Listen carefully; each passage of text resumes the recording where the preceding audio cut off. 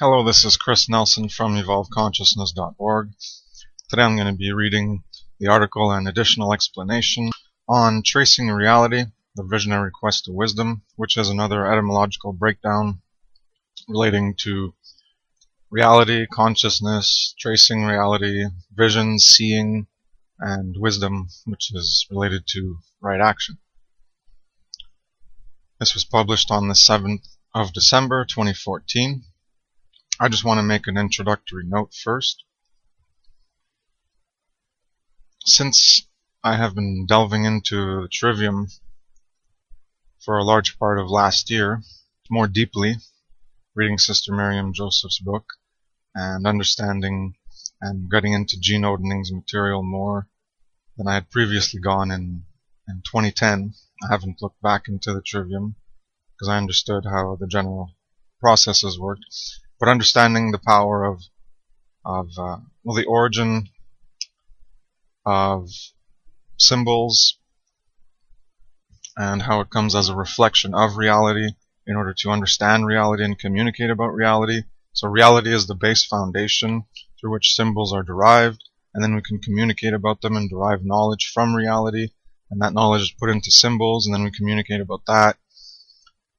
And also the metaphor and analogy as an origin in our ability to discourse and have dialogues about reality. In the mythopoeic narratives and stories through analogy and metaphor, it helps to understand how we make reference to things through other things, and we often don't talk about the things in themselves because we have understandings of other things, and we always create correspondences and analogies and try to relate them. So there's always an attempt to apply as above, so below to different things, the law of correspondence, and see how they relate, and similarities and differences. This is part of judgment and discerning reality, diagnosing reality, assessing and evaluating. So a lot of our thinking is done in metaphor and analogy. So with metaphor, it can bring us to help us relate to aspects of reality or ourselves, to try to bring us to a familiarity or a comfortable understanding of ourselves or reality. And oftentimes the metaphors can be faulty. They can seem accurate because we're comparing things to another and trying to assess certain qualities or attributes or characteristics and correlating them, corresponding them.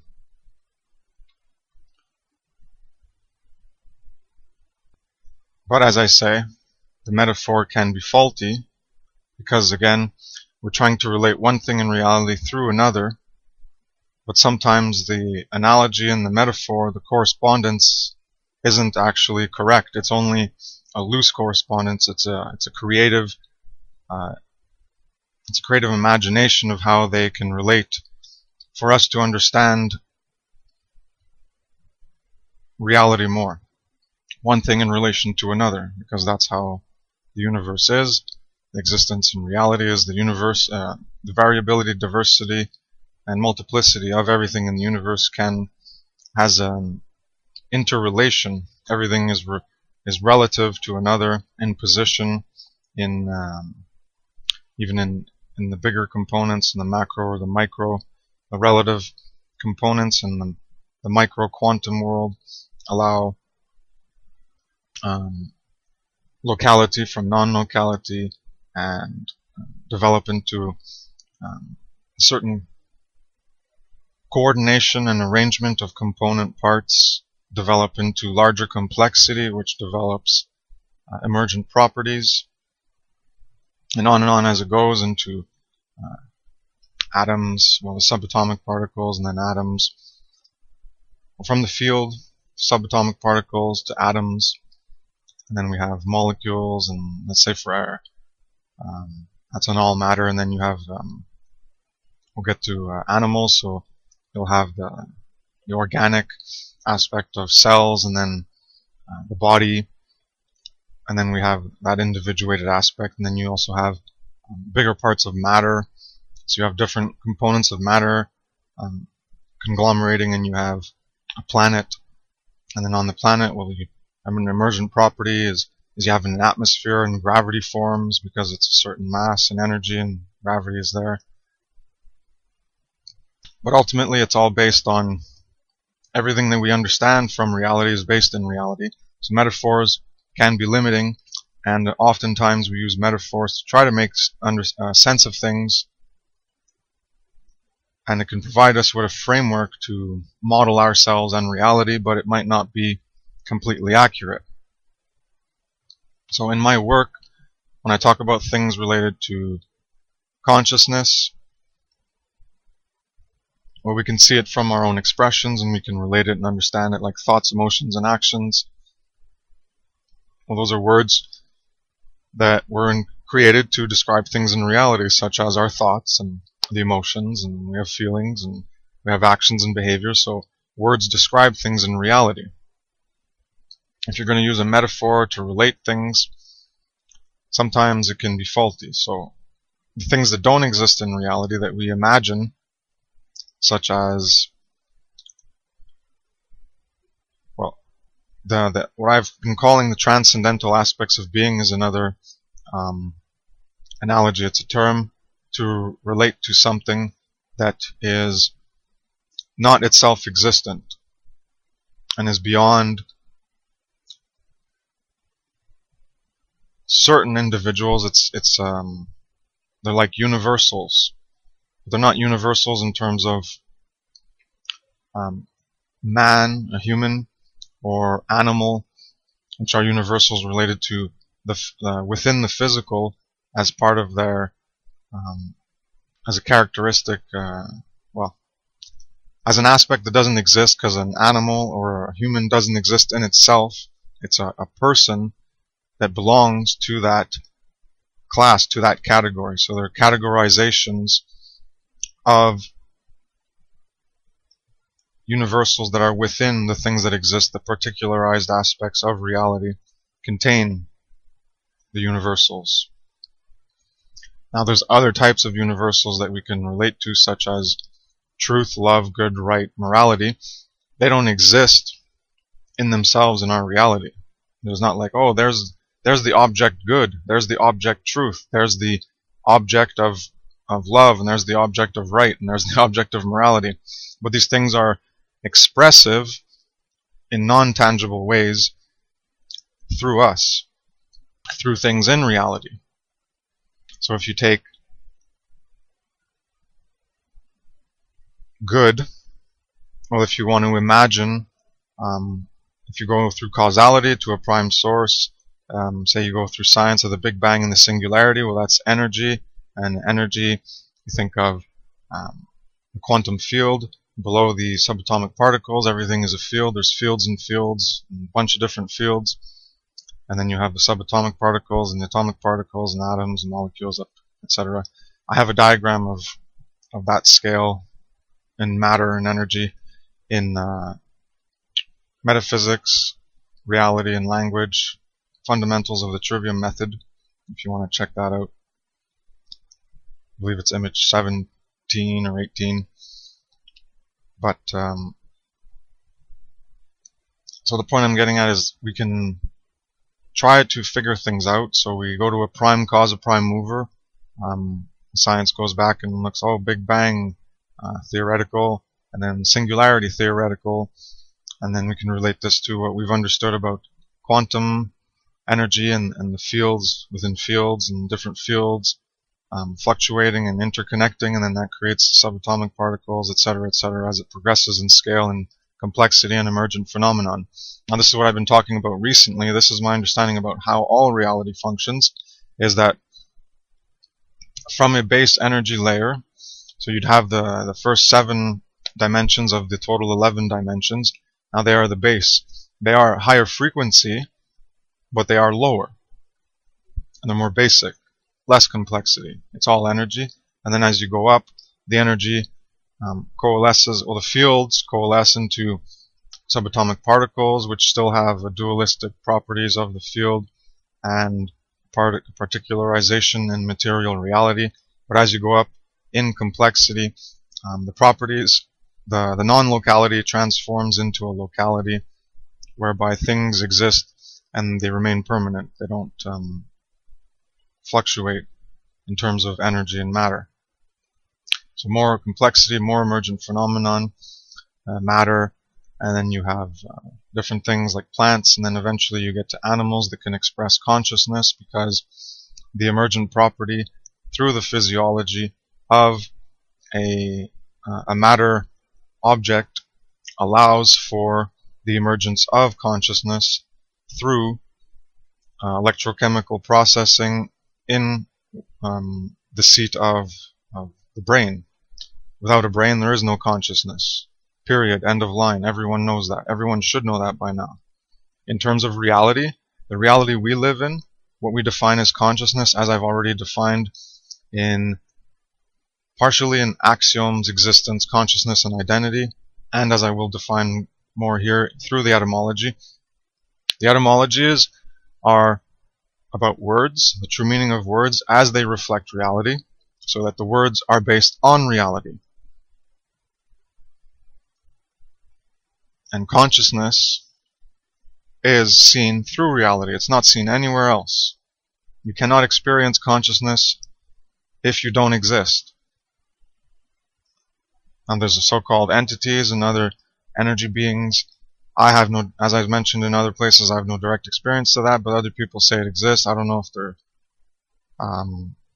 what's happening, but so there's other entities that exist in other fields of energy. They don't exist in our reality. They're not physical, but they're entities. They have identities in their reality. That's how they exist. Now in our reality, we exist this way.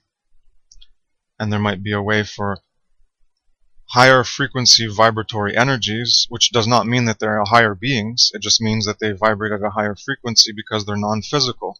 Because physicality, the larger things get when you go up from the energy. So you'd have just the field, and the field itself is the highest frequency of vibration. And then you get to the subatomic particles, and then the atoms, matter. And as you keep progressing higher, the frequency slows down. And then eventually it slows down enough that it's no longer a pure frequency of energy. It becomes solid. It becomes matter. And it's physical. It's really physical. It's not just everything's energy and there's no physicality. No. The energy underlies the physicality, has a higher frequency rate of vibration, but it's lower in the scale of complexity. It's lower in the scale of evolution. Pure energy is not evolution.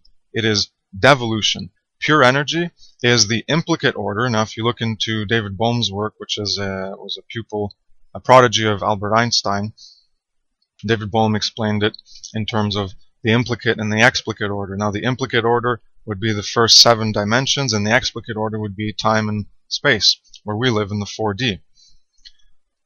Everything that we can come to understand about ourselves in reality is within the 4D. The 7 dimensions are not where we live. The 7 dimensions are foundational aspects of reality, which are based in energy. So the other dimensions, I don't know if they have physicality. Honestly, I don't think so. I haven't looked into the 11-dimensional theory and how it works in the math, but as I understand it, the only place that there is physicality is in the 3 dimensions with time, which allows movement and things to exist. Without time, there's nothing existing. Now this relates to what I'm talking about as energy being nothing in terms of entropy, because in the implicate order, what you'd have is it's still an order where normally we view order and chaos, but it's actually 2 types of order. Or the normal order in the 4 dimensions of space and time is an order of grouping. Now this is where things coalesce and you have components and arrangements and coordination of the components that coalesce and produce new things, greater complexity. So the field to the subatomic, to the atomic, molecular, to matter, and biological, and then organic animals, etc. So things progress in complexity. because they group together. So you see you have components that arrange and coordinate into groupings. This is why it's called the grouping order. And this is the explicit order where we live in the 4D. This is how things work in our universe. This is how things are constructed everywhere. You want to understand reality? That's how things work. You want to understand how language gets created? That's how things work. You want to understand programming? Go look at programming. That's how things are constructed, from smaller units to bigger units. The smaller units may be the foundation, but it's not the end goal. It's the beginning. The end goal comes with greater complexity and greater evolution, which is why the 4 dimensions we live in is towards the end game, is the pinnacle. It's the tip of the spear. Now the foundation, the other 7 dimensions, that's the implicit order, because it is a symmetry order. This is what I'm talking about when I say the pure energy is devolution, because that's where things started. It's not where you go back to. That's just a concept we have to try to make sense of reality, because people invent metaphors and narratives and stories in order to try to make sense of things. This is why I'm making this introduction, to make this clear to people. This is what I've been discovering since my research into the trivium. In order to understand how we make sense of reality, we invent words and symbols to reflect them, but we also, through our imagination, create metaphors in order to reference things to other things, things we do understand to things we don't understand. So we're trying to understand things we don't understand through things we do understand, but it's not a perfect correlation. So when we make analogies and metaphors, we can get lost in pure belief and believe it's real even though it's not real. But because we made an analogy and a metaphor that sounds right, it feels good, it gives us a comfort, a security. It removes the discomfort, the insecurity, and the doubt of not having an answer to a question, of not understanding something. So when you complete a picture, you make a wholeness, and then it gives you a sense of understanding and a sense of security, rather than doubt. And the unknown produces fear. This is a common aspect of human psychology. The unknown does produce fear. So it's all based in psychology of why we like to believe things, even though there's no proof. We reference it to other things we understand, or that maybe we just think we understand. And this creates a convoluted web, causal relation from concept to concept to concept, where maybe originally one thing was accurately founded in reality, but then as we progress, it's like the telephone line analogy, where communication of a message, unless there's strict rules, where you just correlating it and you're representing it the best way you can. So you represent a concept through another concept, and then through another concept, and then another concept later, and eventually you get lost in a haze of analogies and metaphors, and it just ends up being belief that's only loosely tied to reality. This is the problem with much of how we communicate about things in reality, when we don't look at reality itself or the object itself, and we try to make reference to things in reference to other things. Now this is perfectly fine in terms of stories and narratives and symbolism to correlate aspects of things that we cannot actually define, which is why I was talking about truth, love, morality, good, right, etc. as an aspect of transcendental being. It's I can't prove transcendental being. These are only all these words: truth, love, good, right, morality, natural law, are things that we can see. So everything that exists, well, that's a truth. Love as an emotion, doesn't exist. It's an attribution, a value that we have through our experience of reality, and then we attribute emotions and feelings to it, physiological responses through our thoughts and our meaning about certain things. So that's the basic love. But love in the higher aspect is our expansion of consciousness through our awareness of reality, conscious awareness. And that's the force of love that expands consciousness, because it's related to truth and reality, because reality is truth, right? So how do you expand and evolve consciousness? By gaining conscious awareness of reality. There's no other way. People want to believe they're doing it by meditation. Bullshit. You're just in a fantasy land. It does help for certain things, but it's not going to make you just automatically evolve consciousness. That comes from conscious awareness of reality. Why? Because reality is truth. So you want to increase the ability to process and understand reality, will gain more of reality, and your neuronal network will create more connections and more understanding of reality, and you will evolve consciousness because you are evolving your connections in reality, and that will reflect itself in your brain, which is responsible for the generation of consciousness as we experience it in our reality. Go look into facts of reality. Consciousness is directly related to the brain. And the old brain, the old consciousness as being received in the brain like a radio or television, that's a fallacious analogy. You just have to go look into it more, as I've been doing. So I'll just go back to the implicate order to finish that. The implicate order is everything spaced apart, and it's a symmetry order where everything is just broken down into basic pieces, and everything's just evenly spread apart in a symmetry. It's just pure, everything is everywhere, evenly displaced, and evenly everywhere. And since there's nothing existing, there is no time, there's nothing moving, it's just fields, there's nothing. That's entropy. Another way you could look at entropy is completely frozen in stagnation, where if you had the universe and you removed time, and all you had was the 3 dimensions of space, that is entropy, because there's nothing moving as well. Entropy can be looked at as absolute zero. You can look into this as well. Minus 273 degrees Kelvin, I think it is. If everything was frozen, you'd have no movement, and that's entropy, when nothing moves. Because with movement, interaction, even at the subatomic level, and then you get to the atomic level, and everyone thinks of matter as dead, but matter has chemical reactions. It's not dead. That's what produces. That's how electrochemical reactions happen in our body, and we're alive, and we come from matter. Matter is what produces the emergent phenomenon, the emergent property of consciousness. Without matter, we have no consciousness in reality. There is no consciousness to experience reality without matter, without a body for consciousness to come from. So my point is, when you look at etymology, it all traces back to reality as it is. You have to understand reality to understand, to get knowledge, and then you can develop symbols to communicate that knowledge about reality. And this is how everything starts from basic blocks. And when you have the 7 dimensions, that's the basic energy levels of our universe that produce the 4 material levels. And this is at the forefront, so which is why the 7 basic levels of higher frequency is not higher evolution. It's just a higher frequency of lesser complexity. It's a devolution.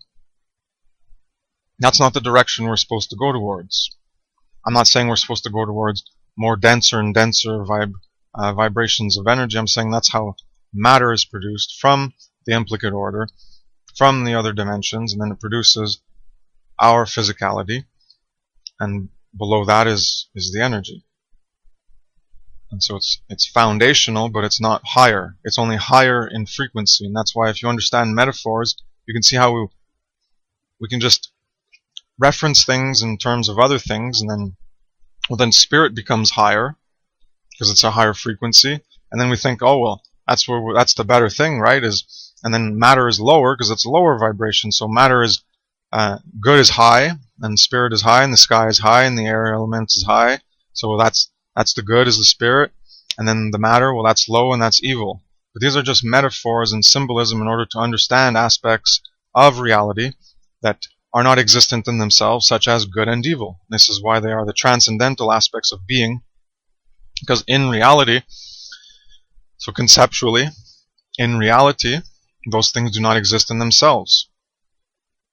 Just as the form, human, or the animal, which doesn't have a form itself, human doesn't have a form itself. We have variations of a basic blueprint of human, and then there's variations.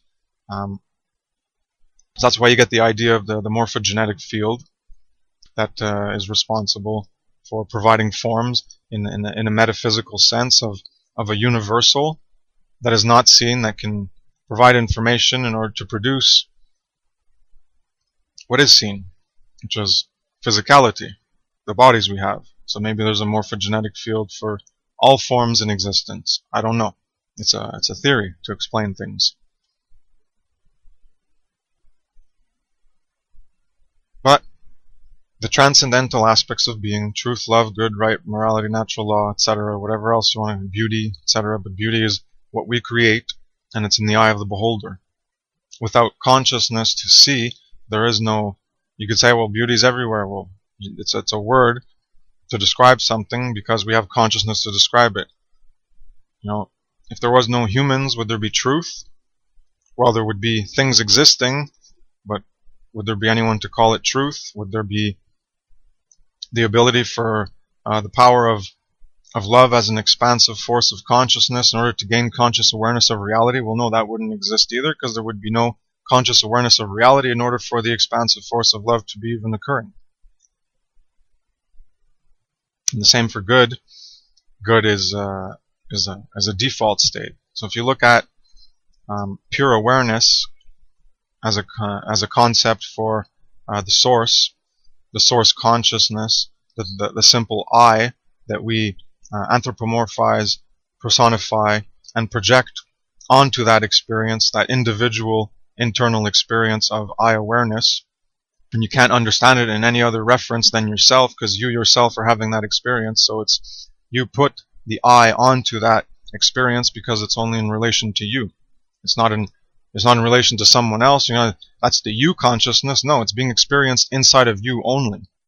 When you go into the meditative or the psychedelic, hallucinatory, whatever, altered state of mind, and you experience just you shed your ego personality identity construct that's from the conditioning of your existence from birth to death. You shed that and you dissociate from that identity, from your actual identity in physical materiality that was produced through existence in reality. You shed that away, and that's the quote ego death and the quote killing the ego temporarily, in order for you to experience so-called transcendental awareness, which would just be pure awareness. The pure awareness is the same in everybody because it's the same thing. It's not an actual I, that is a personification, it's a projection of ourselves through our experience, through our own subjective experience. If there wasn't the subjective experience to experience that pure awareness, that pure, quote, consciousness, which isn't human consciousness, it's just pure consciousness that doesn't have any reference to reality or existence or anything, it's just pure awareness, pure consciousness. It doesn't have any interaction with anything. It's just pure awareness. And you reference that as an I, but it's not I, you, because you're only in that subjective inner state that can reference things through you, so that's why you call it I. That's the source I. But that's not you. That's everyone, it's everything, conceptually, if you want to look at that as the source. Because when we look at our bodies and we are energy, when you look at our bodies and everything is energy, everything has energy at every level. The matter has energy. Chemical processes involve energy interchange and produces new things, and that's in all of matter. Even in lifeless matter, there's chemical processes occurring. A fire doesn't have life, but it has chemical processes occurring, and there's motion in everything because atoms are all moving, so everything's in motion, everything's active, everything's alive. You could look at it that way, like everything in the universe is alive. Everything has consciousness. But these are all metaphors, is what I'm getting at. They're metaphors to analogize things about things we can understand in the macro level of our own experience. We can't experience the quantum level. It's not our reality. The fields at the quantum level do not affect our body organization. They don't affect our minds. And this is why the brain, as a quote TV radio receiver for consciousness, doesn't hold up, because if consciousness was a thing that was like a field or force, we would be able to measure it entering the body. We'd be able to measure it exiting the body at death. But this doesn't happen because consciousness is actually an emergent property, as I've been explaining in my previous audios. The emergent property, just like when you program something, just like how matter, molecules, atomic atomic particles, subatomic particles, the field energy. Well, that all produces emergent properties and all builds up. And when you know programming, zeros and ones lead to greater complexity, and then you develop programming languages. There's a bunch of programming languages, but they're all based on zeros and ones, but they operate differently. And then from there you can create greater complexity. So the point is, with greater complexity, you have eventually an emergence of consciousness. Now you can look at this conceptually as, well, the Big Bang from the singularity. The singularity is just pure energy. You look at the body, ourselves. We are energy. In order to have consciousness, you have to have energy in the body. You can shock someone and kill them so they don't have energy in their body. It's going to dissipate, and then you can shock them again and bring them back to life because it's related to energy in our body. So that's why we relate consciousness to energy, because we actually do require energy in our bodies, in our electrochemical processing. That's how the brain communicates with the body. Consciousness is a whole body thing. We have our thoughts, which we say originate in our mind, in our head, in our brain, etc. And then we have our emotions, and that's, the quote heart, but it's actually still related to the brain as well, and it has physiological responses. And there is the heart brain cells, and then there's the stomach brain cells and our guts, and so our actions and will and courage, and yellow belly is when you're a coward. So there's all these metaphors and analogies and correspondences. It's not the literal heart that's doing the feeling and the emoting. It's all still happening in the brain that's processing all of reality and allowing us to have thoughts and meaning in order to have physiological reactions, because we're processing reality, even if we're not. There's a lot of conscious, and then there's subconscious or unconscious processes, but they all relate to processing reality because it's all based in reality. So consciousness is an emergent phenomenon from reality, from our experience. But then we like to anthropomorphize, personify, and project that into other aspects. So we create God, and that's the pure consciousness. But these are all just conceptions. So if you go back to the Big Bang, to the singularity, well, that's looked at as just energy. So when we look at consciousness in the body and we relate it to energy, well, we can project and anthropomorphize onto that as well. And that's what people have done for a long time, even without this knowledge, in terms of when you go back to a prime cause, a first mover, or a source and origin, you think of something related to you that is not you, or that is you, since the I am is everyone in the pure consciousness, pure awareness aspect of looking at our subjectivity. But again, subjectivity is subjectivity, and so even though everyone can experience a state of pure consciousness, pure awareness, does that mean that that's an evidence for God, that God is that pure awareness source that we come from? I don't know. But it is known that consciousness in our material physicality, reality of the four dimensions, that does come about through a necessity of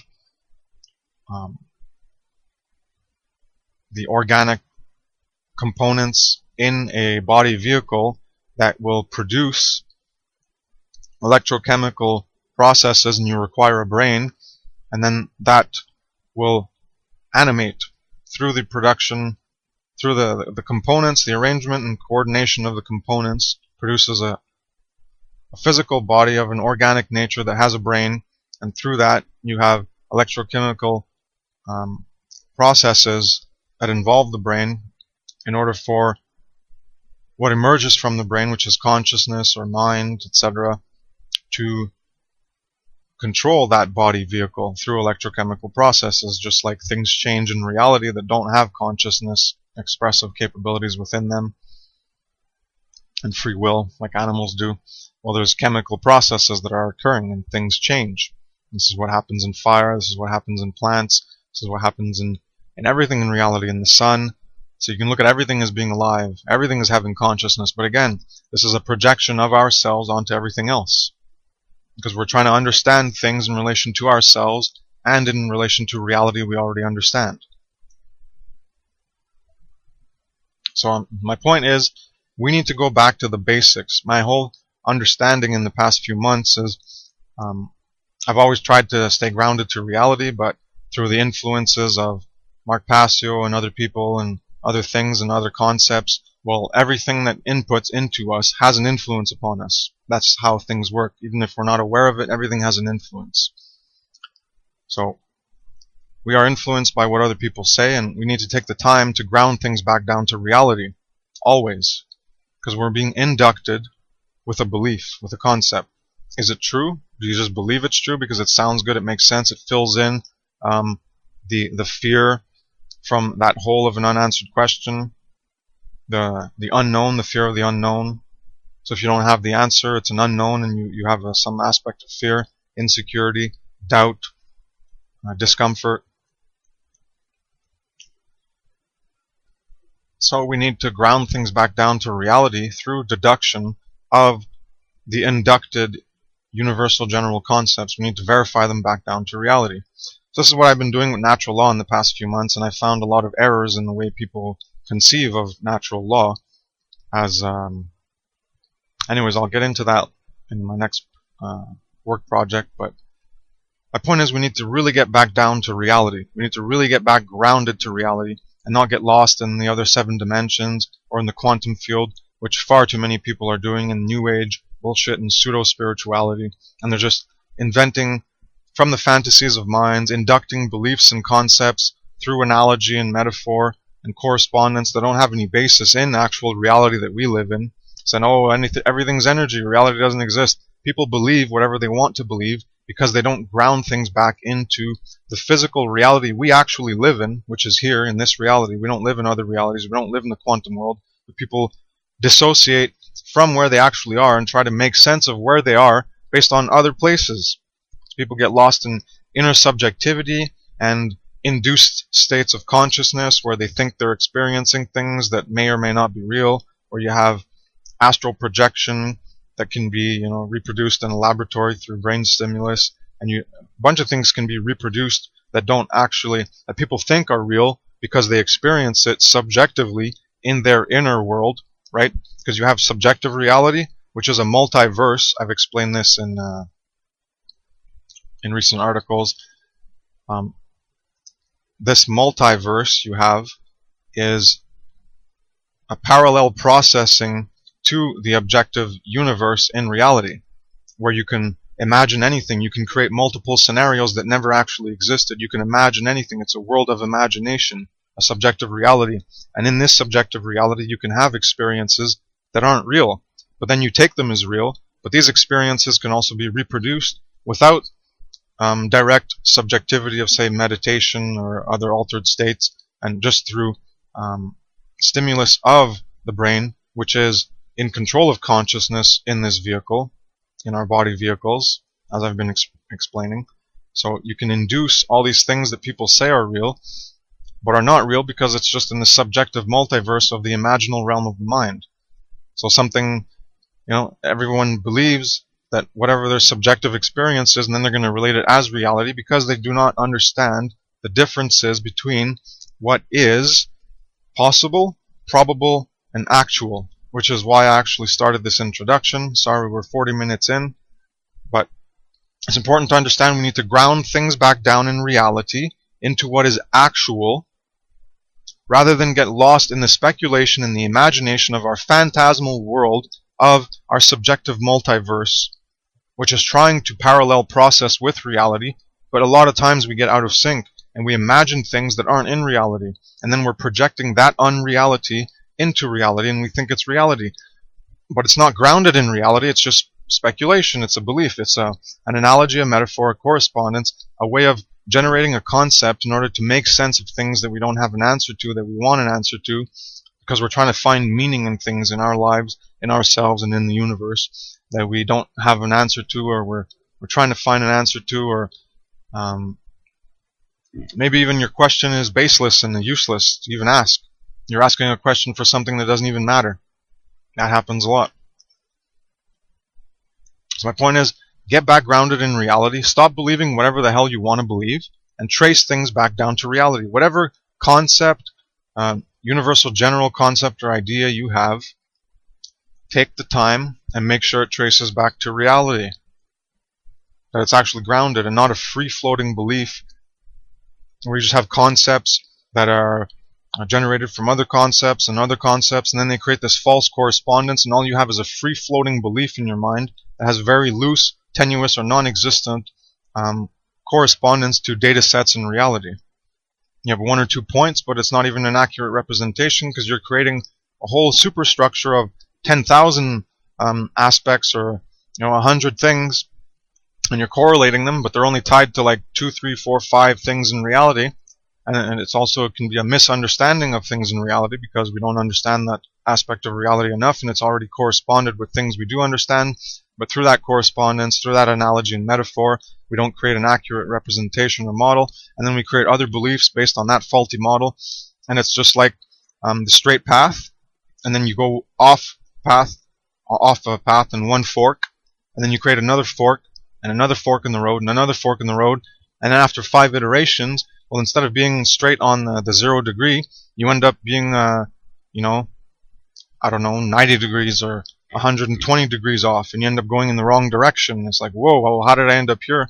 Well, you're not grounding it in reality. Reality is the 0 degrees, and we're going off into speculation, belief, and concepts that we're not grounding back in reality. So they don't understand the difference between possible, probable, and actual. And I've done a presentation. I have an infographic on reality versus perception, involving cognitive dissonance. And this is also the fear of the unknown, the discomfort in ideas, and we want an answer. We want an answer to make sense of things, to make us feel special, to make us feel important, and this ties into the self-image and the self-concept, which I've talked about before, and how we're induced with images. The concepts and ideas and universals are images in our mind that we attach to ourselves. We get attached to them because they make us feel good, or they provide a sense of comfort, a sense of meaning to our self-concept, even to our ego personality identity construct of the self-concept, the self-image, our sense of self, or our worldview, the sense of reality, how we envision reality. So they provide answers, and then we get attached to these beliefs because of the images in our minds and the induced states that they make us feel. And then we have cognitive dissonance in trying to let go of them because we are attached to them as an aspect of understanding reality and ourselves. So we don't want to let go of these beliefs. That's why you have to detach from yourself, dissociate and detach from how you need things to be, and just look at reality as it is. People have a hard time doing this. So I have the visual presentation using a bunch of infographics about reality and how we're failing to process reality correctly because we're not grounding it in reality, and we're stuck in speculative belief, and we're stuck in the inducted, summoned images that dark occultists, image sorcerers inculcate in our minds. And a big one is TV. TV shapes reality for you. People believe everything on TV. TV becomes reality. It's been done. I forget it was the 30s, but in Wells, I forget the guy, famous writer, but The War of the Worlds, whoever wrote that, and they did the radio show. And at the beginning of the radio, they said this is just a story, and then they were recounting the story on the radio, but people thought it was the end of the world, even though you look outside and it's not happening. Right? It's not happening in the world. But they thought it was real because they had trust, blind belief, blind faith that the radio would tell them the truth, because that was their source for knowledge of reality. Just like TV is now. And then now people believe, oh my God, the measles, it's such a big problem. Well, is it reality? No. Oh, Ebola, H1N1, all these things. It's just terrorism, the thing in France, Aurora shooting, Sandy Hook, the Boston bombing. Everything is crisis actors. It's generated reality through images. So you see how images that come into your mind, you take them as reality. It doesn't have to be on television. It can be spoken to you, which is why the influence of words can change your perception of reality, because you just believe it. It sounds good. It fills in a void. It fills in a hole of the uncertainty, the unknown, the fear of that, the doubt, the discomfort. So it provides you with an answer, even though it might be bullshit. it generates an understanding of reality, and then you just accept it because you have blind faith and belief. You don't think for yourself. This is why everyone is an automaton robot in stimulus response. They don't do processing. No one's engaging in the proper aspects of the trivium method and in our aspects of consciousness and thinking things through. So we're all just believing whatever we're fed. We're being invoked and summoned with images, either through the television, through the radio, or whatever frequency of speech and images that people provide. So the radio is speech, television is speech and images, and people can talk to us and tell us things. We can read a book, we can read a narrative, we can read a story, and then we can hear metaphors and analogies, and we can take them as literal reality. And when we have subjective experiences in our inner reality of the multiverse, this does produce images in our mind, and we can take those inner experiences and project them onto reality and say, well, this is how reality works, because I had this personal experience, and that's my experience, and it's not your experience, so screw you, and this is how reality is because I want to believe it to be, because that's my own personal experience. So you see how subjectivity becomes reality for pretty much everyone on the planet? It doesn't matter what's objective and how we can discourse and figure things out by grounding it in reality. Everyone just wants to believe whatever they want because they have their own personal experience, and that experience dictates what reality is. So in their experience, well, they might have had an out-of-body experience, or they might have the awareness in an altered state of the pure awareness and the pure, quote, pure awareness and, quote, pure consciousness, because it's not consciousness as it relates to the human body. It's another aspect of consciousness devoid of any association with ourselves. It's just a pure state of awareness, and then we project, anthropomorphize, and personify that as an I, because it's in a subjective experience of us as an I, so we can only reference it as an I, and we think that's the true I. But it just might, as I've been conceptualizing, that is actually source, quote God, quote pure awareness, quote pure consciousness, quote all one, all that. That's the pure. It could be the pure energy aspect of consciousness, which would be the prime cause, prime mover, which isn't an I. That's why God in the Bible is creating problems in people conceptually, because images are being induced into their minds where they believe God is like a personified figure when it isn't, because it's, again, metaphors and analogies. People try to make sense of things, and then they personify, project, and anthropomorphize things through themselves, because it's all subjective projection of unreality in our minds into reality. When you look at things detached from ourselves, well, it could be that, okay, there might be a pure energy field, the singularity, and that could be pure consciousness, as I've been relating it to the body. In order for consciousness to work in the body, you have to have electrochemical signals, which is what happens in matter as well. Chemical processes and emergent phenomena and emergent things that weren't there, but because molecules interact, well, they exchange things and new things happen. Greater complexity, etc. So we need to get out of other dimensions, get out of astral projection, get out of meditation where you can go in la-la land and imagine whatever you want to imagine, because it's a subjective, inner phantasmal realm of induced states of consciousness, and get back into reality. And sure, you can conceptually think of a prime cause, a first mover, and then that would be the energy singularity, and that's the source, and that's why we correspond the aspects of science with ancient mysticism and all this stuff, as because we're trying to understand things again, and it could be right, it could be false, but it's a concept. It's not a reality. It's not based in reality. Is it? Can you measure consciousness?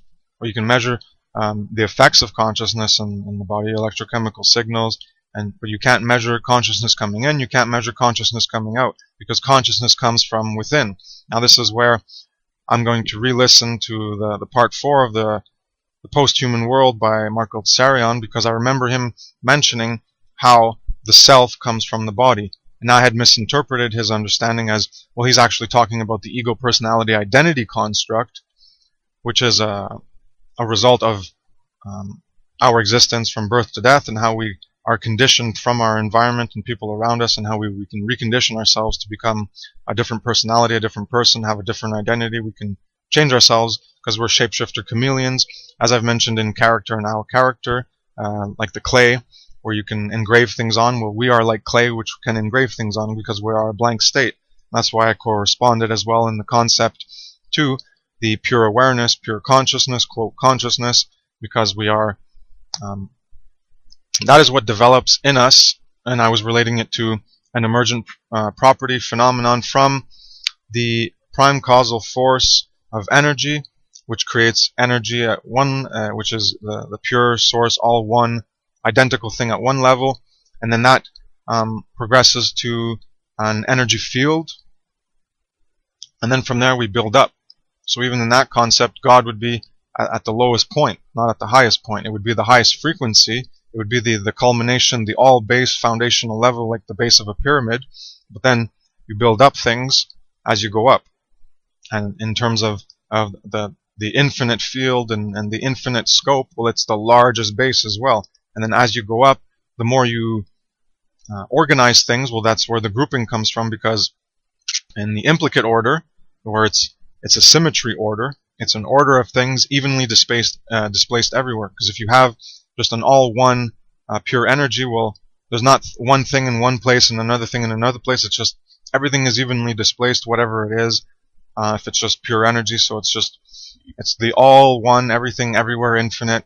And then from there, well, it definites, it finites, and you get to subatomic particles, and then atomic particles, and atoms, and molecules, and then it progresses into greater complexity. And at the point where you have the organic structure that creates brains, and then you have, through the emergence of brains, you have the emergent property of consciousness, which can be a result of the source consciousness progressing through evolution and greater complexity in order to allow an individuation of that all one pure awareness, pure consciousness to emerge as an individuation in that physical body vehicle that is produced as a result of being a certain complexity and a certain evolved capacity to have a brain in order for consciousness to emerge. If you don't have a brain, take out a brain, there's no consciousness. This is how it works in all the organic bodies. And it's, as I said, go look into the analogy of the radio TV receiver. It's very faulty. It doesn't apply. People use it without thinking, and that's just because, again, correspondence, metaphor, analogy, convenient way to make sense of things and provide an answer, and it makes us feel good and how special we are, and oh, we're God and all that stuff. But again, it's a faulty analogy. So in my new understanding, as I've been tracing things back to reality, I have been developing more of a grounded understanding based in reality, rather than an ungrounded understanding based in the fantasy of my concepts in the imaginal realm of my subjective reality, of the multiverse, where I can imagine anything I want and then project that outwards and create reality from the unreality. But it doesn't make it reality, it just makes me believing whatever I want to believe. People don't understand how our minds work in psychology and how we can believe whatever we want to believe, and we need to understand the aspects of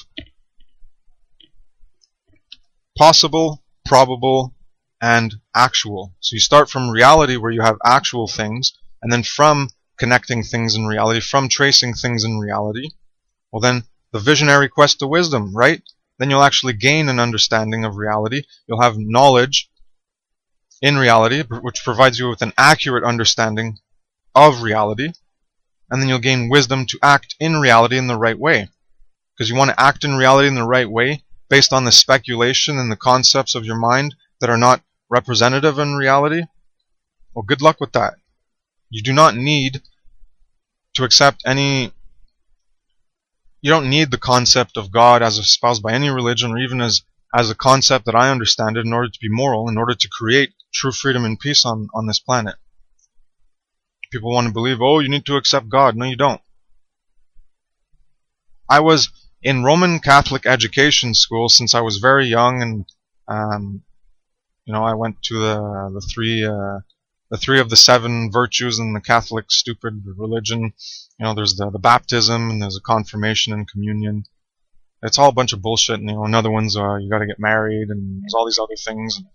The stupid virtues of retardedness that people invent out of their mind, and other people are stupid enough to believe, because it doesn't trace back to reality. It's just belief and makes you feel special, because these are all rituals and how to attain the afterlife and how to be good and how to get get immortality and get into the afterlife, and then there's other ones on how to be resurrected and how we just get resurrected, because it's all a way to make sense of good and evil and how to evolve and how to better ourselves. But it's all speculation, it's all belief in our mind. It's not tied back in reality. It just makes us feel good about ourselves. It makes us provide an answer to questions where we have a fear of the unknown and a discomfort and an uncertainty and an insecurity. Well, then we get the security and the false security and the false comfort through believing whatever we want to believe. That's the power of the subjective mind. That's the power of images. So I guess I ranted enough. Anyways, there's a lot of stuff. It's all over the place in how it ties into possible conceptions and correspondences. As I've been saying, you can correspond the source and energy, and you can say that's consciousness, and you can relate it to the subjective inner reality of how we experience pure awareness and pure consciousness, and then project that, anthropomorphize and personify it as an I, when it's not an I. It would just be everyone, because it's all that pure consciousness. You can look at the source of energy and the singularity as that, and then that comes into since it's pure energy, that would be the foundation before the pure field, or maybe it is the pure field, and then that becomes the subatomic particles, etc., etc., etc., and then we evolve. So looking back, we're at the pinnacle of the sphere. What is before us is a devolutionary in terms of a backwards direction, because it's foundational, and we come from there, but that's not where we're going. So it's devolution. It's the wrong direction. That's entropy. It's where nothing is. Nothing exists. It's symmetry order, pure energy. There's nothing. It's just pure awareness. There's no existence. There's nothing. There's no frame of reference. You have to have a frame of reference, which is why in the subjective states of inner states of consciousness, and those inner states of consciousness, you need a reference to yourself, which is why you call it the I awareness, because it's always a reference to yourself because of the subjectivity. So without a frame of reference, you can't have an I. Frame of reference is your subjectivity. That's where the I comes from. That's where you're projecting onto that experience, because it's just a subjective experience. Without your subjective experience in reference to you, you can't even say it's an I. So it would just be actually pure awareness and pure consciousness. So people aren't referencing that properly either. And the pure awareness, pure consciousness, pure energy state of the source, singularity, that doesn't have any object of reference. It has nothing around it. It's just pure energy. That's all it is in that singularity mode.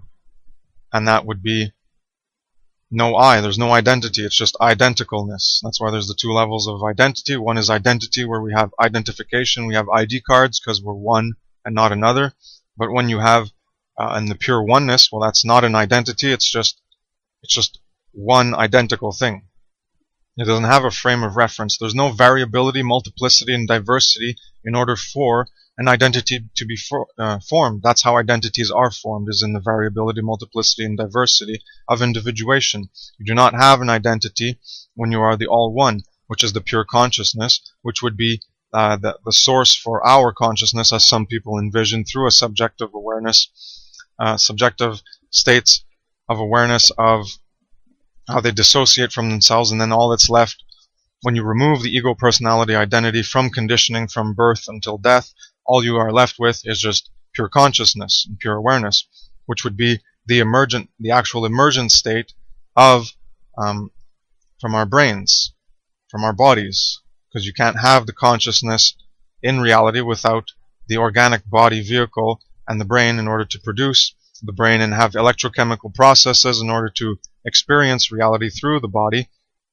You wouldn't have an experience, you wouldn't have a consciousness, you wouldn't even be in this reality, you wouldn't even exist. So again, tie things back down to reality, or you're going to get lost. You can have speculations and concepts and beliefs, but do not call them reality, do not call them actual, do not say you know it, do not say it's 100% certain, because it isn't. It's a speculation, it's a belief. And the more you're attached to it, the more it's going to take you away from reality. The more it's going to take you away from grounding yourself in an accurate understanding of where we are that leads to the wisdom of right action. Because you'll delve into speculation, and then you'll validate things based on that speculation and belief, rather than validating things based on a reality that actually is. So it's fine to have beliefs and speculations, but when you start leading your life based on them, then you go down the wrong path, and look at where we are. Everyone doesn't think for themselves. Everyone believes whatever they want to believe. And then we have conflicting ideologies and conflicting ways of living, because everything's based on this subjective reality and subjective experience, and whatever people experience, well, they create that in as the actual in reality, but it's simply subjective, and it's not a reality, it's an unreality in their subjective mind that might be a reflection of reality but isn't. But they don't care about whether it actually matches up with reality, whether their concepts are grounded in reality. They just project it as reality. So there's no possible, probable, or actual. Everything just becomes actual. Whatever comes from the imagination of the phantasmal realm of mind, they make it reality. They believe whatever they want. That's the problem with the world. People don't know how to think. They don't know how to process reality. Everything is based in reality. Everything comes back to reality. Everything is grounded in reality.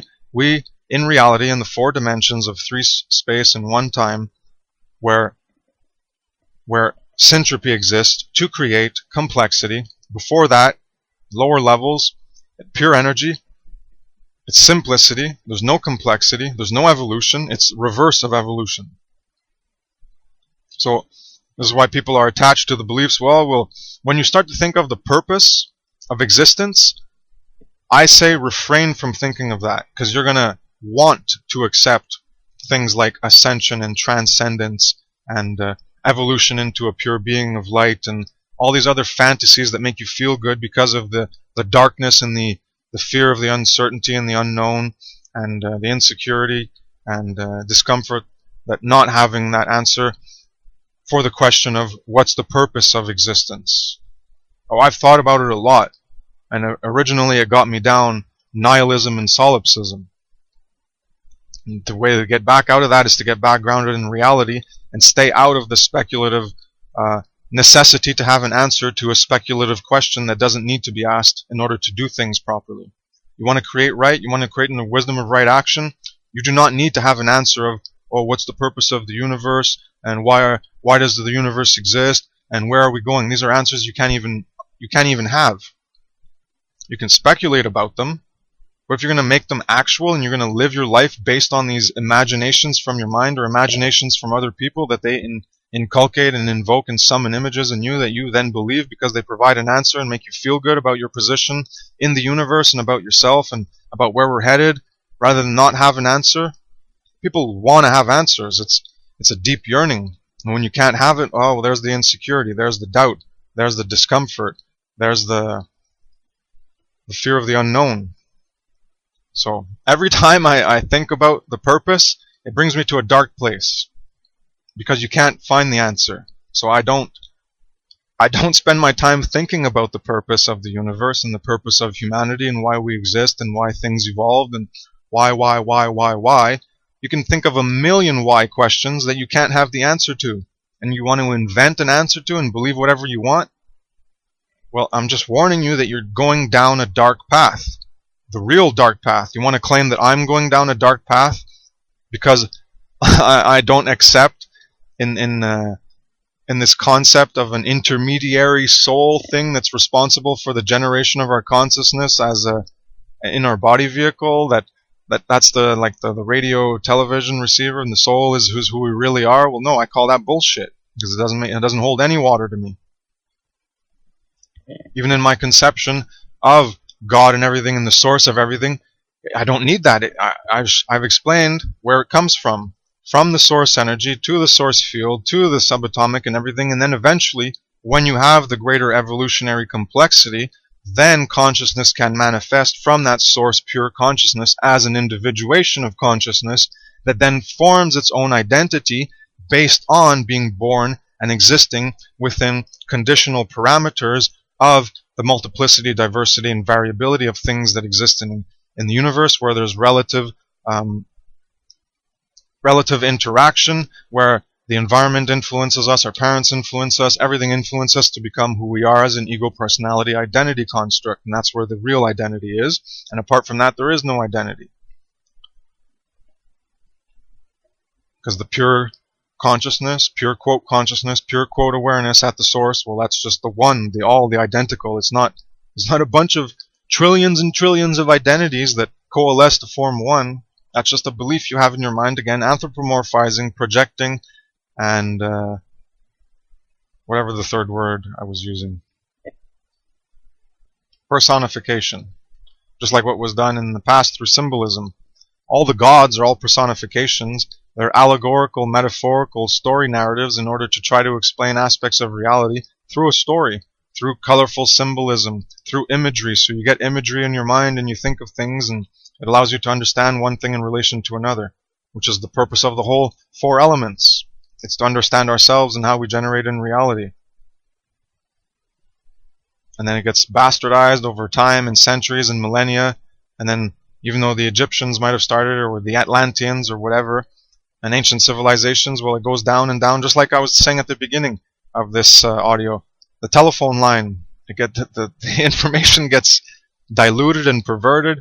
And then instead of understanding symbolic allegories and narratives and stories in order to illustrate and elucidate through imagery, the science of imagery and symbols, aspects of reality to greater understand ourselves through reference to other things. We take it literally, and then we create false correspondences, false analogies, which provide us with answers that we didn't, answers to things that don't exist really. Like, the four elements, that's the foundation for all of reality. Yeah, that's what all the atoms and everything, all the trees and all the water and all the rocks, it all comes from the four elements. Well, that's people who didn't understand the original purpose that the symbols were created for, and what the narrative stories and analogies and allegories and parables were explaining about reality and ourselves and how they mirrored it. But it wasn't a literal thing. It wasn't a literal explanation. People get confused in literal and parabolic and allegorical and metaphorical, and they take things as literal. Because the images come into your mind, and then you take that as a personal experience, whether real or not, in your subjective reality, which is why the inner states of subjectivity and the multiverse, people go in induced states of consciousness, and they take that experience as the objective reality. So we need to delineate between possible, probable, and actual, and get back grounded in reality. I hope I'm making my point. I've talked for an hour. I haven't even started the article, but it's a very important thing. Maybe I'm just going to post this as a separate thing, which I think I will do. It's not going to be on the article anymore. I'm going to start a new one on the article.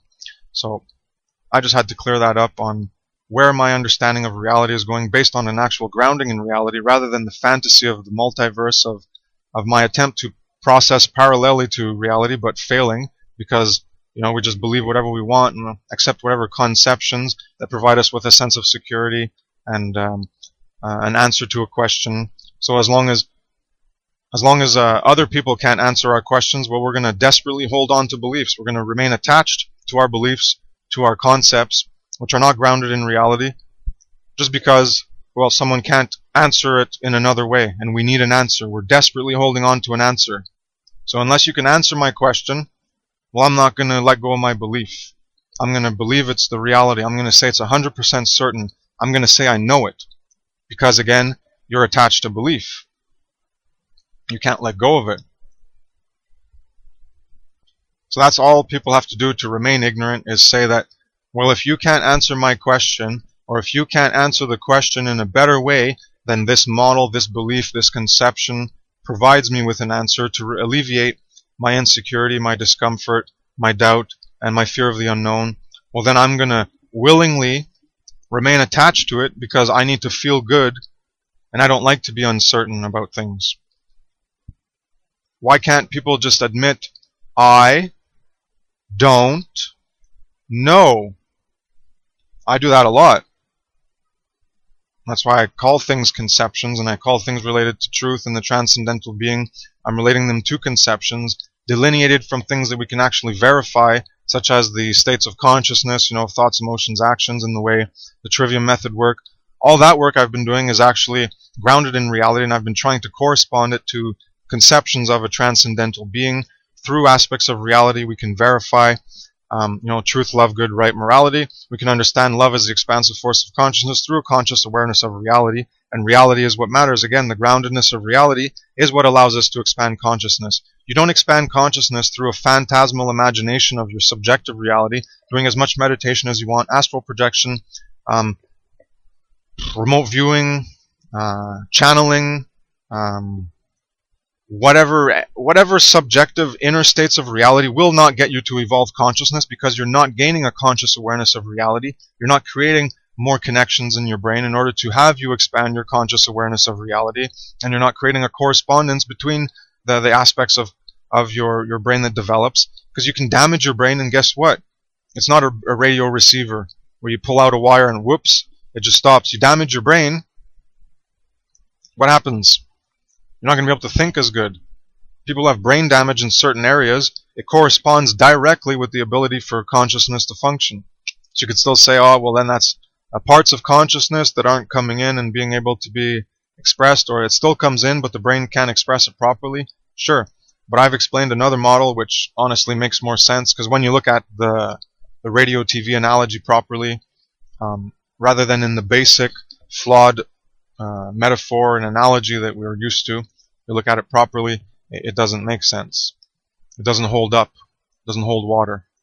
So the conception I have, if you want to believe in God and the source energy and all that, well, the new concept I've come up with makes more sense, because it goes from the pure energy and then it builds up from there, from a higher frequency state of lower existence, of non-existence, of just pure energy, of the implicate order, of entropy, of symmetry order. I'll go look into David Bowman, you'll understand this more. And then from that entropic, stagnated state of just pure energy and nothing happening, because it's all the same, the oneness, identical, then you have things happening. Then you have subatomic particles, you have movement, and you have coalescence, you have components, you have greater complexity, you have evolution, and then you get to us.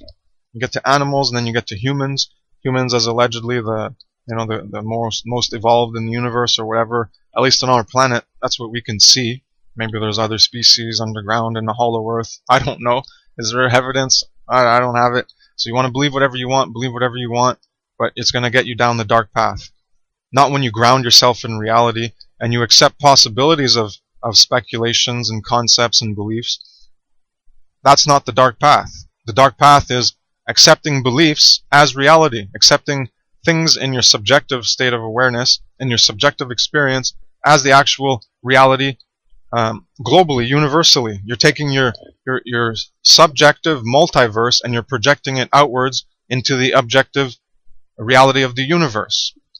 You're trying to be a creator of the universe. You're trying to be a god, an arbiter of what is in the universe based on your subjective experience.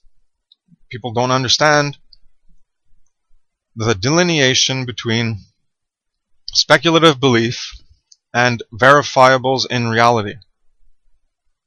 We need to separate these things clearly so that we can actually communicate about reality properly and honestly, in truth, rather than just come up with speculations and beliefs and project them as truth. And that's the absolute truth, and I know this. I know it to the core of my being. I'm 100% certain. And then you get into emotional fervor because you're too attached to your belief. This is where I can see people are attached to their beliefs, and likely it is false because of their attachment. It might be true. I'm not saying it isn't. It's a possibility. But as I said, I've come up with better frameworks and models that make more sense than purely speculative imaginations and failure to understand things like identity and how identity is actually formed from a correspondence with other things. Because if it's just one thing, there's no identity. It's just an identical.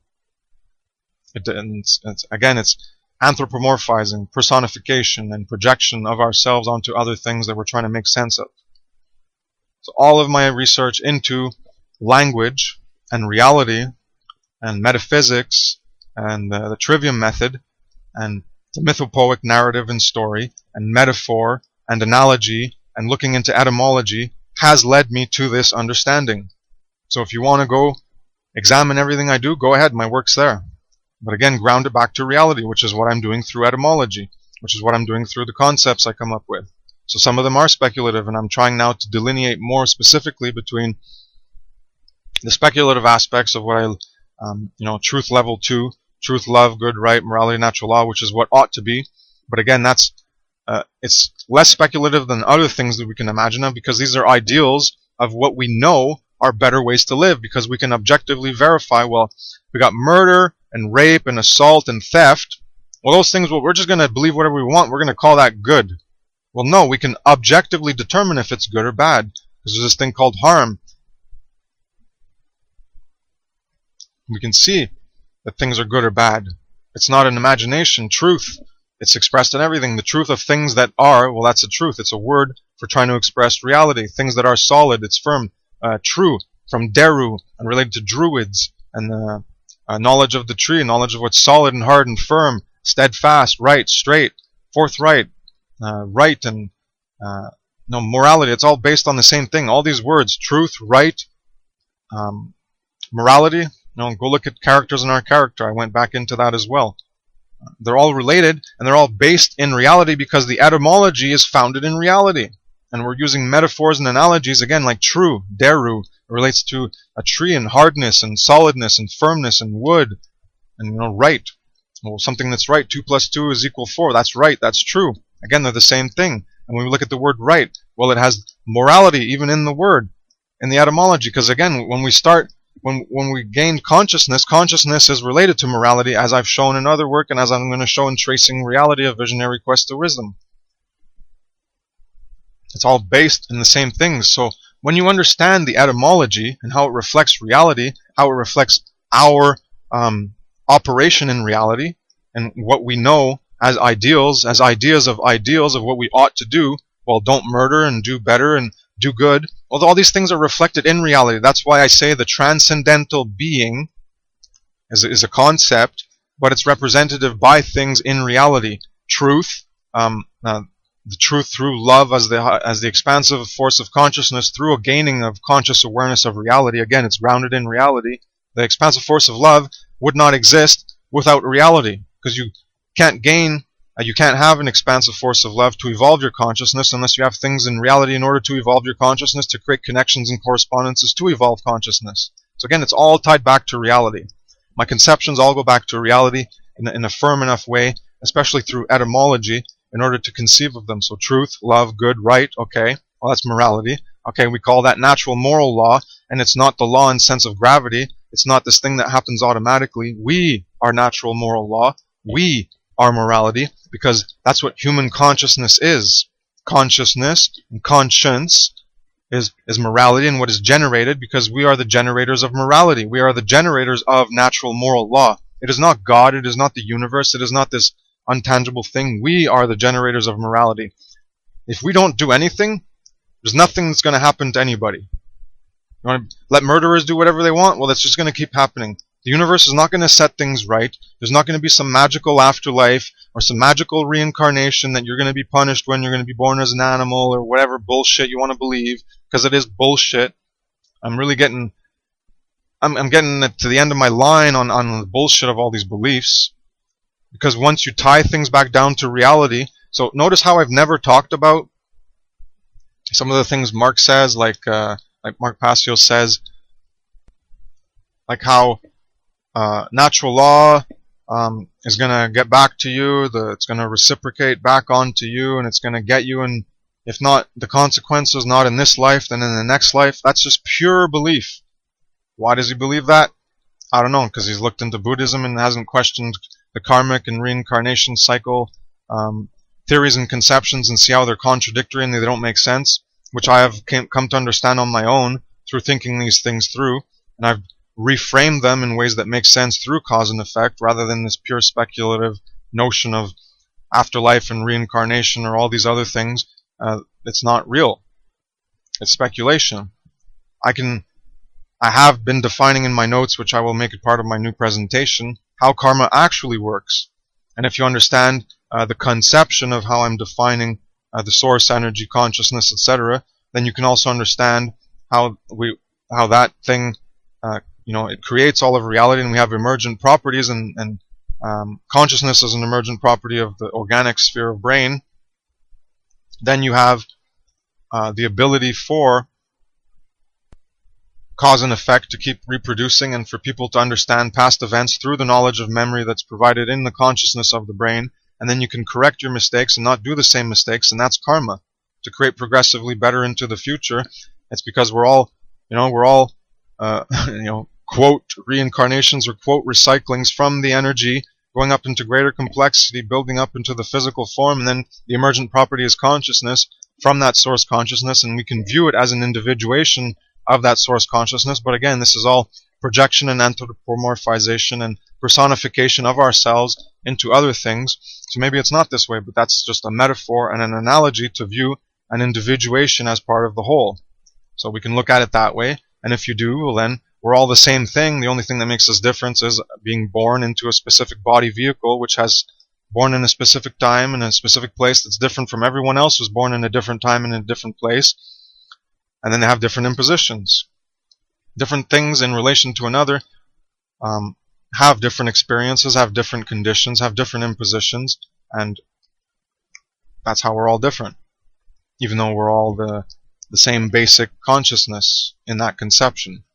So it's a better model for me. It makes a lot more sense than this imaginary non-understanding of how identity forms and thinking that, oh, well, the I awareness is an actual I, is an actual you, and we're all different in there, and that's our soul. It's, again, anthropomorphization to try to create conceptions, and then these conceptions create other conceptions and other conceptions, and you end up down a hole of bullshit, and you need to validate it with karma and the evil and good and how we're ascending and transcending and the evolution, and you can't have evolution if you don't have karma and you don't have the recycling. It's all belief in your mind. What do you mean you can't have evolution if you don't have that? What do you mean you can't have a forward progression towards something better if you don't have that? That's pure speculation in your mind. It's pure belief, because you're attached to a belief. And you don't let go of it because it provides you with an answer to remove the insecurity, the doubt, the discomfort from the unknown, the fear of the unknown, the darkness inside that it provides. You need to let go of the need to have an answer, and you need to recognize, I don't know. I don't know. This is a possibility. I will not affirm it as the actuality. I will not say it is 100% certain, and I will not say it is known, because it is not a known. It is a body of knowledge, a body of information that you know about, but that's it. And you want to go into your subjective experience and your subject internal multiverse, and you want to project that unreality onto reality? Please go learn how to discern reality. Because you're failing. You might do it properly in other ways, but you do it wrongly in this respect, because, again, the answer provides you with a feel-good state. It's all psychology. You need to understand how images and influence and information affects us, and how it alters our sense of understanding of ourselves in the world, and how we get attached to those senses of understanding ourselves in the world, those answers that are provided for us to give us meaning and purpose. And if you take those away, oh, well, then we end up back in the dark abyss, and oh, we're all depressed. That's only because you were attached to that idea. And then when it gets shattered, well, it shatters a piece of your self-concept, your self-image, your sense of self, and your sense of reality gets shattered when that concept gets shattered. And that's why you don't want to accept that the concept is a possibility and not an actuality, because you're too attached to that concept, and you can't let it go.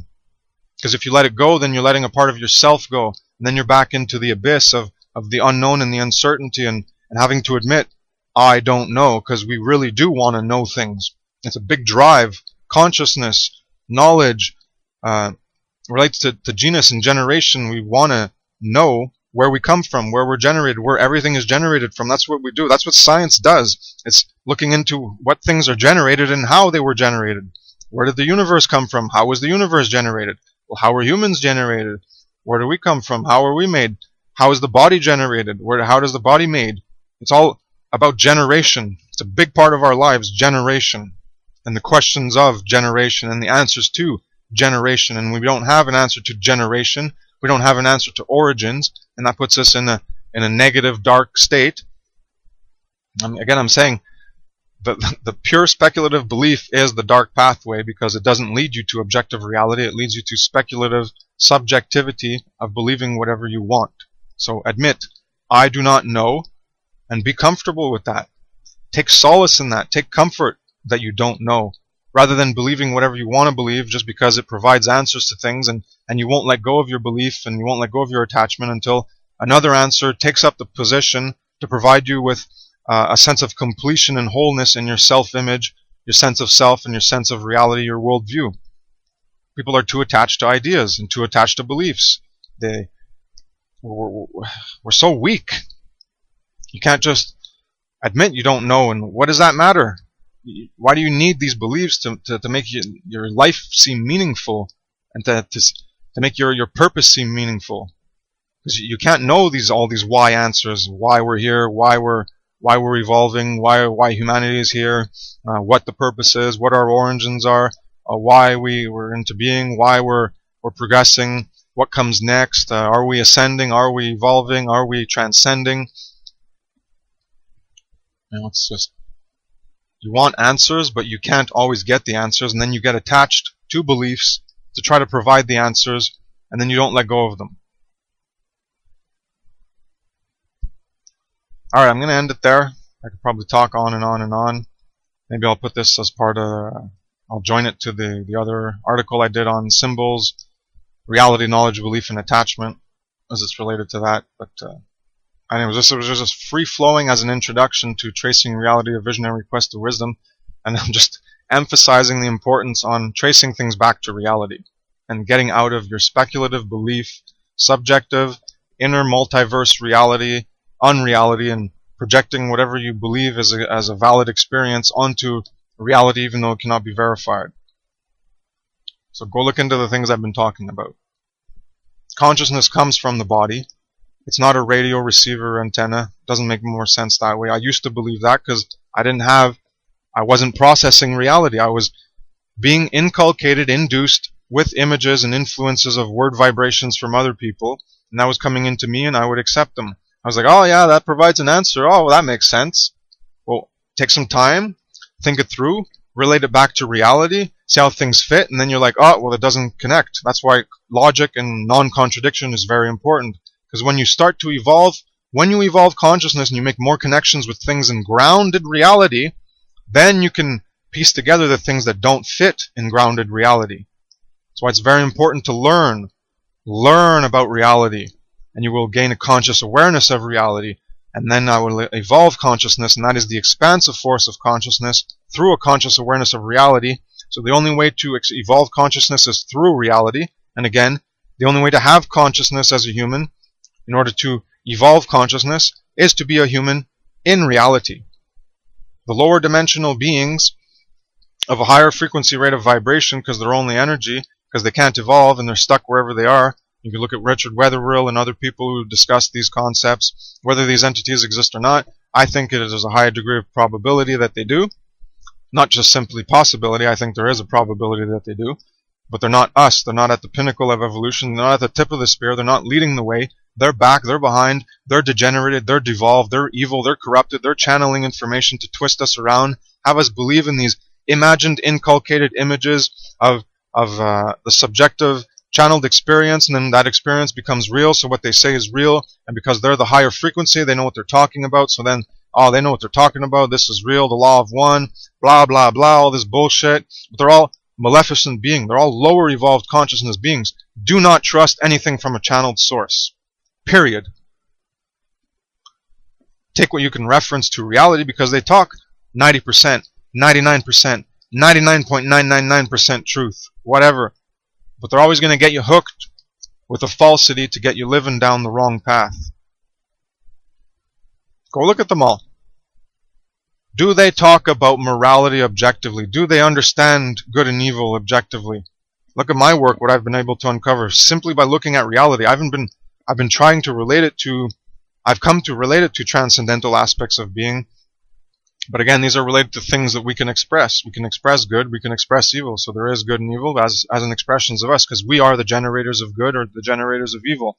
As I've explained in Good and Evil in Being, falsity and evil addendum, tree of knowledge, good and evil, knowledge, blah, blah, I have a bunch of etymological articles and audios I've recently done, the last 10 or so. No. It was before that. Before the last 9 episodes, the last 9, 10 podcasts, there were like 5 or 6 that related to good and evil. And there I've gone deeply into what good and evil is and how to remove evil. And this is why it relates to the transcendental aspects of being, because that's who we're supposed to be. in evolution to become better, to improve. We're not supposed to be amoral, lower animals living in the fleshly, carnal, beastly, lower consciousness aspects of pleasure and pain. We can evolve beyond that and recognize that that's not the base modalities of survival, which is what it was based on before, in short lifespans and just surviving. And when we started to manipulate nature and domesticate plants and enslave animals, then we stopped being part of the natural survival, pleasure, pain, lower consciousness, amoral, animalistic, living in and creating immorality without knowing it. We started to create our own evolutionary path apart from nature. Even though we're still in it, we're not just in it with the conditions and the influences and the stresses and survival and the environmental factors that produce the evolution and everything else, which is how the evolution happens through the environment and reality, and how that influences the evolution and the factors and the pressures. We created our own pressures. We've alleviated pressures from nature. We've created more comfort. So there's less discomfort. There's less of an attraction for pleasure in terms of survival. Now we're seeking pleasure for pleasure's own sake, rather than a pleasure as a guide for how to survive, and pain as a way to avoid death.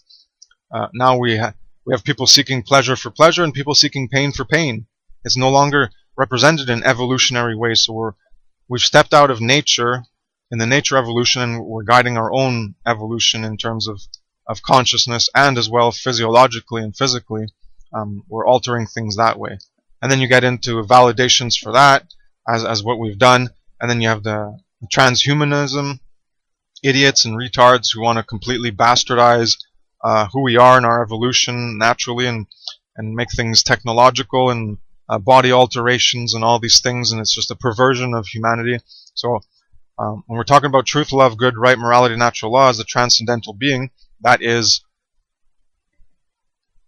what we're supposed to become in our own self-guided evolution, apart from being an amoral animal living in the basic pleasure pains of survival indicators, through our ability to experience those aspects of consciousness of pleasure and pain as other animals do.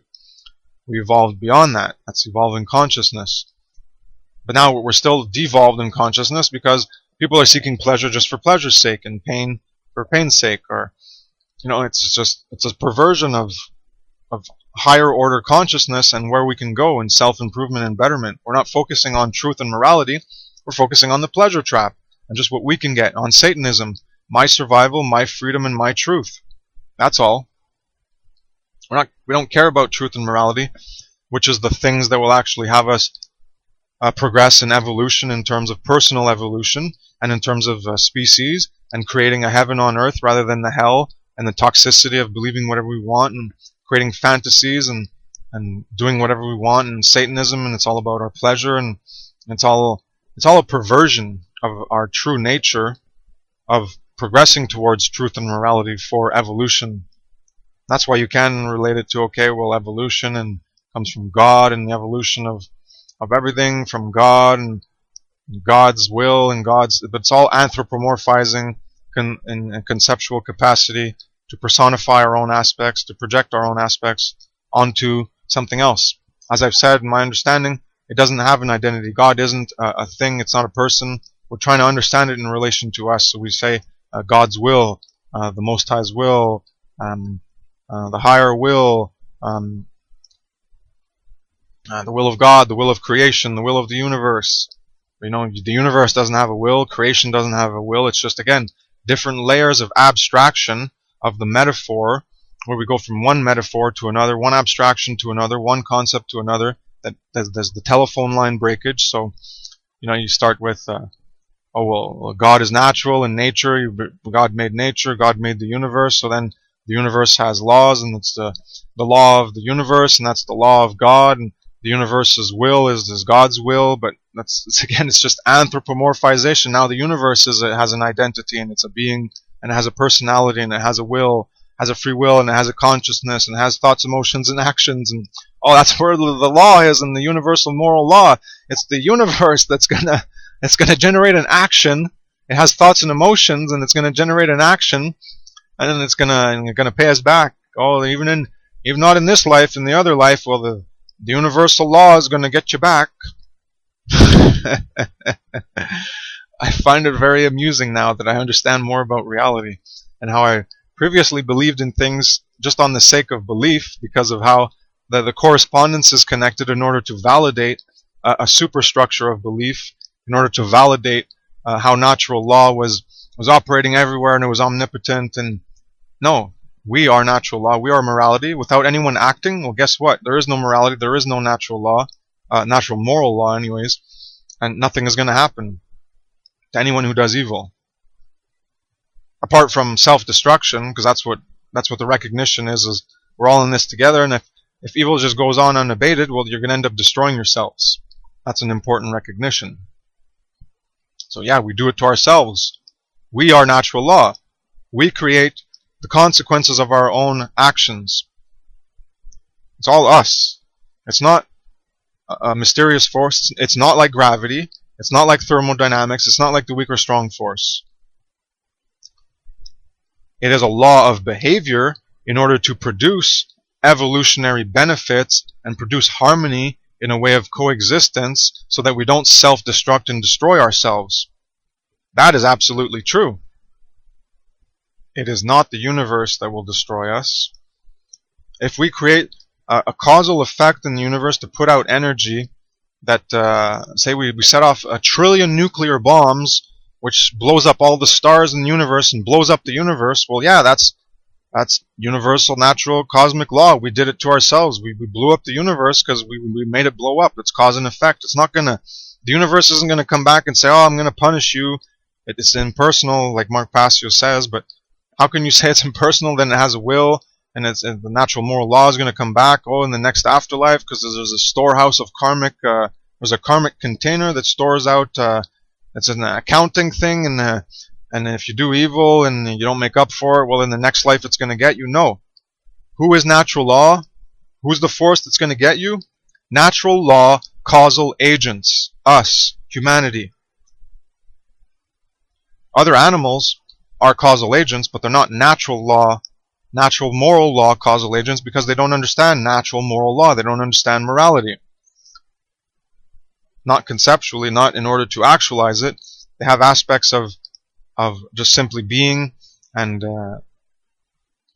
coexisting, and they have certain aspects of immorality as amoral animals, and they do bad, and it's part of their nature, or part of reactions and conditions in order to survive, again based on the pain and pleasure as a basic survival mechanism. As a lower carnal, fleshly, beastly, low consciousness being living amorally in immorality, and aspects of immorality, well, that's lower consciousness. You don't have the ability to understand it. But when you evolve, well, then you can progress beyond that, and you can progress beyond the basic survival of pleasure and pain and trying to figure out your way based on pleasure and pain. Because that's not accurate. That's a lower modality of consciousness. That's part of Satanism as well. It's all about you and surviving. That's like an animal. So I guess I'll end it there. I've been talking and talking and talking. It's a lot of stuff that needs to be understood by people, so admit, there's the thing, I am wrong. Well, say, I don't know. And you don't need to stay attached to a belief, because it is just a belief, and you're not analyzing it, grounded in reality. And you read a book, and it gives you beliefs. You hear an audio, it gives you beliefs, it gives you concepts. You watch a video, and there's even not even just the sound that the voices that create images in your mind through the words, symbols of images, but there's actual images on the screen of a video, and that'll produce even more images, and that'll reinforce concepts too. So please go understand how our processing of reality works, how psychology works, attachment, belief, and our insecurities and our fear of the unknown, etc. It all ties into why we remain attached to speculative beliefs that aren't grounded in reality, and we're not verifying things, we're not deducting back to reality properly. So I guess that's it. I'll end it right there. Thank you very much for listening. Thank you for your time and attention. Have a nice day. Take care. Peace.